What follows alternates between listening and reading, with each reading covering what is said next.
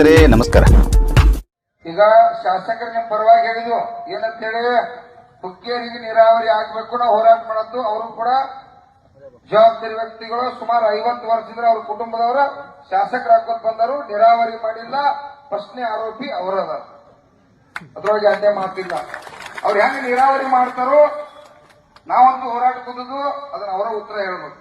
ನಾನು ಒಂದು 20 ನಿಮಿಷ ನಮಗ ಕಳೆದ 50 ವರ್ಷದಿಂದ ನಮ್ಮಲ್ಲಿ ನೀರಾವರಿ ಯೋಜನೆಗಳು ಯಾವ್ಯಾವ ಆಗಿದಾವಂತ ಎಲ್ಲ ಹೇಳಿದ್ದೀನಿ.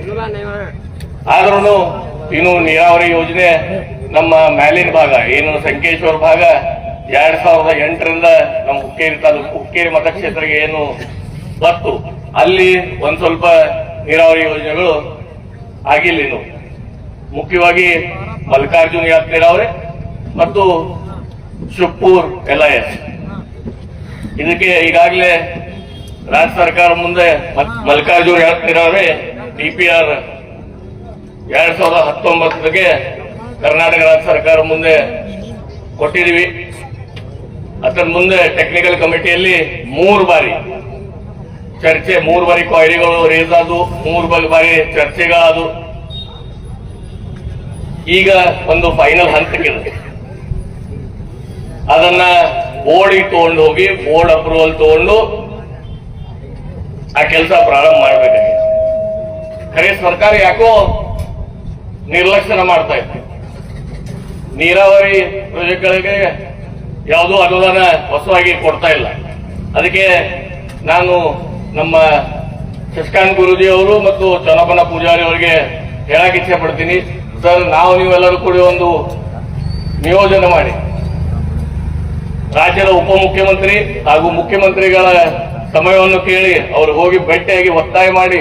ಯಾಕಂದ್ರೆ ಹುಕ್ಕೇರಿ ಮತಕ್ಷೇತ್ರದಲ್ಲಿ ಹಿಡಕಲ್ ಡ್ಯಾಮ್ ಇರೋದ್ರಿಂದ ಹುಕ್ಕೇರಿ ಮತಕ್ಷೇತ್ರದ ಜನರಿಗೆ ಸಂಪೂರ್ಣ ನೀರಾವರಿ ಒದಗಿಸಿಕೊಡೋದು ಸರ್ಕಾರ ಜವಾಬ್ದಾರಿ, ಹಾಗೆ ಶಾಸಕ ಜವಾಬ್ದಾರಿ, ಹಾಗೆ ಜಿಲ್ಲಾ ಉಸ್ತುವಾರಿ ಮಂತ್ರಿಗಳದ್ದು ಜವಾಬ್ದಾರಿ ತಾವು ಹೇಳ. ಅದಕ್ಕೆ ತಮ್ಮ ನೇತೃತ್ವದಲ್ಲಿ ನಾನು ತಮ್ಮ ಜೊತೆ ಭಾಗಿಯಾಗಿ ಅವರಿಗೆ ಭೇಟಿಯಾಗೋಣ. ಈ ಮಲ್ಲಿಕಾರ್ಜುನ ಯಾತ್ರೆ ನೀರಾವರಿ ನಾವು ನೀವೆಲ್ಲರೂ ಕೂಡಿ ಯಶಸ್ವಿ ಮಾಡೋದ ವೇದಿಕೆಗೆ ಹೇಳಿ. ಅದಲ್ಲೇ ಈ ಸ್ಟ್ರೈಕ್ ಅಥವಾ ಈ ಚಳವಳಿ ನಾವೇನು ಚಾಲನೆ ಕೊಟ್ಟಿದ್ವಿ, ಇದು ಬಹಳ ಅತಿ ಅವಶ್ಯಕ ಇತ್ತು. ಯಾಕಂದ್ರೆ ಇದೀಗ ಮಧ್ಯಾಹ್ನ ಹೇಳಿದ್ದೇನೆ, ಹಿಡಕಲ್ ಡ್ಯಾಮ್ನಲ್ಲಿ 47 ಹುದ್ದೆಗಳು ಖರೆ ಕೆಲಸ ಮಾಡೋರು 7 ಮಂದಿ. ಹೆಂಗ ಕೆನಾಲ್ ನೀರು ಬಿಡೋಕೆ ನೋಡೋರು ಯಾರ, ಡ್ಯಾಮ್ ಸರಿಯಾಗಿ ಆಪರೇಟ್ ಮಾಡೋದಕ್ಕೆ ನೋಡೋರು ಯಾರ. ಮೊನ್ನೆ ಮತ್ತೊಂದು ಗುರುಜಿಯವರು ಮತ್ತೊಂದು ಹೇಳಕ್ಕೆ ಬಿಡ್ತೀನಿ, ತುಂಗಭದ್ರಾ ಏನು ಟ್ರಸ್ಟ್ ಗೇಟ್ ಮುರಿದು ಹೋಗಿತ್ತು, ಅವಾಗ ಒಂದು ಆಯೋಗ ಕಳಿಸಿ ನಮ್ಮ ಹಿಡಕಲ್ ಡ್ಯಾಮ್ ಕೂಡ ಏನೇನು ಪರಿಸ್ಥಿತಿ ಅಂತ ಚೆಕ್ ಮಾಡ. ಅವ್ರ ರಿಪೋರ್ಟ್ ಕೊಟ್ಟು ಈಗಾಗಲೇ 1.5 ವರ್ಷ ಆಗೈತೆ ಗುರುಜಿ. ಬರೀ ರಿಪೋರ್ಟ್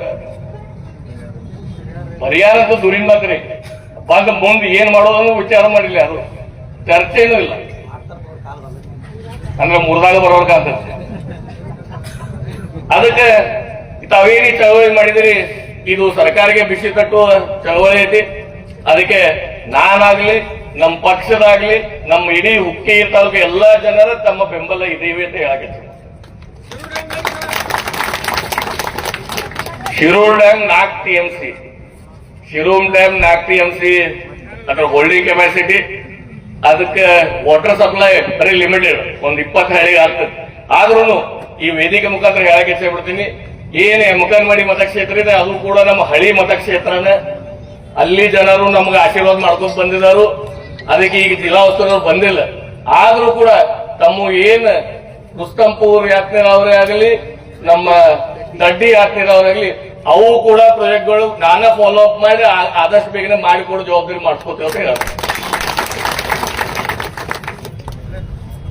ಹಾಗೆ ಬರೋ ದಿನಮಾನದಲ್ಲಿ ನಮ್ಮ ಇಡೀ ಹುಕ್ಕೇರಿ ಮತಕ್ಷೇತ್ರದಲ್ಲಿ ನೀರಾವರಿ ಯೋಜನೆ ಕೊಡುವಲ್ಲಿ ನಾವು ನೀವೆಲ್ಲರೂ ಯಶಸ್ವಿ ಆಗೋಣ ಅಂತ ಹೇಳಿ, ಮತ್ತೊಮ್ಮೆ ತಾವೇನು ಈ ಚಳವಳಿಯಲ್ಲಿ ಎಲ್ಲರೂ ಭಾಗಿಯಾಗಿದ್ದೀರಿ, ತಮ್ಮೆಲ್ಲರಿಗೂ ಧನ್ಯವಾದ ಹೇಳಿ ನಾನು 2 ಮಾತು ಮುಗಿಸ್ತೀನಿ.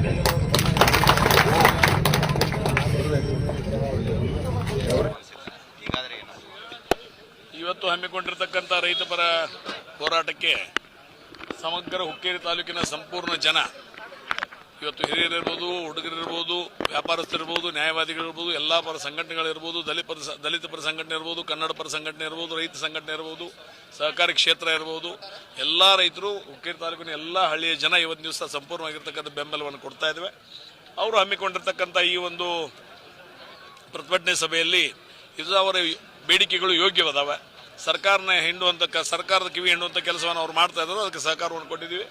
ಜೊತೆಗೆ ಅಧಿಕಾರಿಗಳು ಸಹಿತ ಬಹಳ ನಿರ್ಲಕ್ಷ್ಯ ಮಾಡ್ತಾರೆ. ಅವ್ರದ್ದು ಕಿವಿ ಹಿಂಡುವಂಥ ಕೆಲಸ ಇವತ್ತು ದಿವಸ ಪರಮ ಪೂಜ್ಯ ಶಶಿಕಾಂತ್ ಗುರೂಜಿಯವರ ನೇತೃತ್ವದಲ್ಲಿ ಈ ಸಂಘಟನೆ ಬೆಳೆದಿದೆ. ಕೆಲ ಕಾರ್ಯಕ್ರಮವನ್ನು ಹಾಕ್ಕೊಂಡಿದೆ.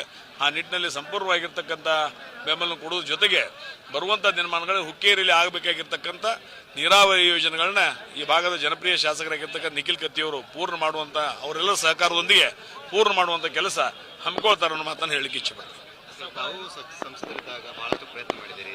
ನಮ್ಮ ಸನ್ಮಾನ್ಯ ಉಮೇಶ್ ಕತ್ತಿಯವರು ಬಹಳಷ್ಟು ಪ್ರಯತ್ನ ಮಾಡಿದ್ದಾರೆ. ಯಾಕೆ ಈ ಥರ ಕುಂಠಿತವಾಗಿದ್ದಾರೆ?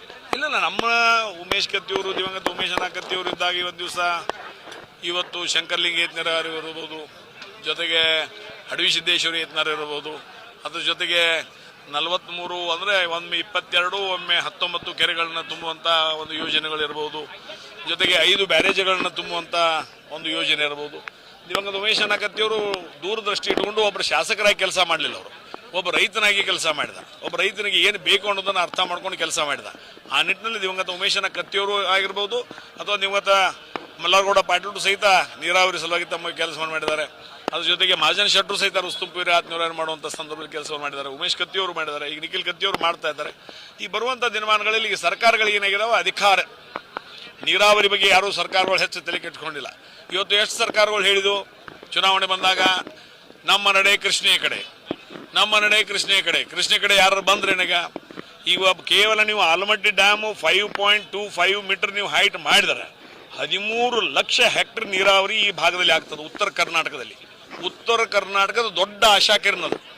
ಇವತ್ತು ನಾವು ಕಾವೇರಿ ಬಗ್ಗೆ ಎಷ್ಟು ಅವ್ರು ಕಾಳಜಿ ಮಾಡ್ತಾರೆ, ಅಷ್ಟೇ ಕೃಷ್ಣೆ ಬಗ್ಗೆ ಯಾಕೆ ಮಾಡ್ತಾ ಇಲ್ಲ? ಈ ನಮ್ಮ ಅಣ್ಣ ಇದ್ದಾಗ ಉತ್ತರ ಕರ್ನಾಟಕದ ದುಮಿಡಿ ಆಗ್ತದ, ಇದ್ರ ಸಲುವಾಗಿನೇ ಆಗ್ತಿದ್ದ. ಇವತ್ತು ಅದಕ್ಕೆ 1.5 ಲಕ್ಷ ಕೋಟಿ ಬೇಕು. ಅಷ್ಟು ಹಣ ಕೊಟ್ಟು ಇವತ್ತು 5.25 ಮೀಟರ್ ಹೈಟ್ ಮಾಡಿದರೆ 13 ಲಕ್ಷ ಕೋಟಿ ಹೆಕ್ಟರ್ ನೀರಾವರಿ ಆಗೋದ್ರ ಜೊತೆಗೆ ಈ ಭಾಗದಲ್ಲಿ ಇನ್ನೂ ಒಂದು 100 ಏತ ನೀರಾವರಿಗಳನ್ನು ಮಾಡುವಂಥ ಶಕ್ತಿ ಇದೆ. ಆ ಒಂದು ನಿಟ್ಟಿನಲ್ಲಿ ಸರ್ಕಾರಗಳು ಗಮನವನ್ನು ಕೊಡಬೇಕು. ಅಧಿಕಾರಕ್ಕೆ ಬರುವ ಸಲುವಾಗಿ ಕೇವಲ ಆಶೆಗಳನ್ನು ಕೊಡೋದ್ರ ಮುಖಾಂತರ ಮತದಾನ ಮಾಡಿಕೊಂಡು ಇವತ್ತು ದೂರದೃಷ್ಟಿ ಇಲ್ಲದೆ ಇರತಕ್ಕಂಥ ಸರ್ಕಾರಕ್ಕೆ ಇಂಥ ಒಂದು ಸಂದರ್ಭಗಳಲ್ಲಿ ನ್ಯಾಯವನ್ನು ಕೊಡ್ತಾ ಇಲ್ಲ. ಅದಕ್ಕಾಗಿ ಅವರು ಪ್ರತಿಭಟನೆ ಮಾಡ್ತಾ ಇದ್ದಾರೆ.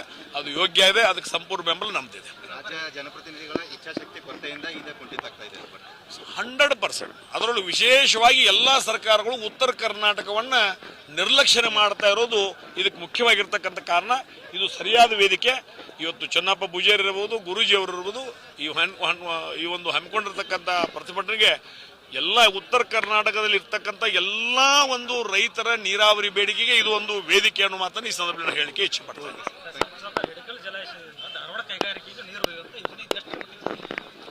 ಅದು ತಪ್ಪು. ಅದು ರೈತರ ನೀರಿಗೆ ಹಾಕಿ ಕಟ್ಟಿರ್ತಕ್ಕಂಥ ಡ್ಯಾಮ್. ಬೆಳಗಾವಿ ಕುಡಿ ನೀರು ಅಲ್ಲಿಂದ ಹೋಗ್ತೈತಿ, ಹುಬ್ಳಿ ಧಾರವಾಡಕ್ಕೂ ಅಲ್ಲಿಂದ ಹೋಗ್ತೈತಿ, ಈಗ ಇಂಡಸ್ಟ್ರಿಯಲ್ಗೂ ಅಲ್ಲಿಂದ ಹಾಕತ್ತಾರೆ, ಈ ಕನಗಲ ಇಂಡಸ್ಟ್ರಿಯಲ್ಗೂ ಅಲ್ಲಿಂದ ಹಾಕತ್ತಾರೆ. ಮುಂದೆ ನಮ್ಮ ರೈತರ ಗತಿ ಏನು? ಇದು ಒಂದು ಪ್ರಶ್ನಾರ್ಥಕ ಚಿಹ್ನ. ಇದು ಸರ್ಕಾರ ಕೊಡು ಮುಂದೆ ಇದ್ರ ಬಗ್ಗೆ ಚಿಂತನೆ ಮಾಡಬೇಕು, ವಿಚಾರವನ್ನು ಮಾಡಬೇಕು ಅನ್ನೋ ಮಾತನ್ನು ಸಹಿತ ಈ ಸಂದರ್ಭದಲ್ಲಿ ಹೇಳಿಕೆ ಇಚ್ಛೆಪಡ್ತೇನೆ.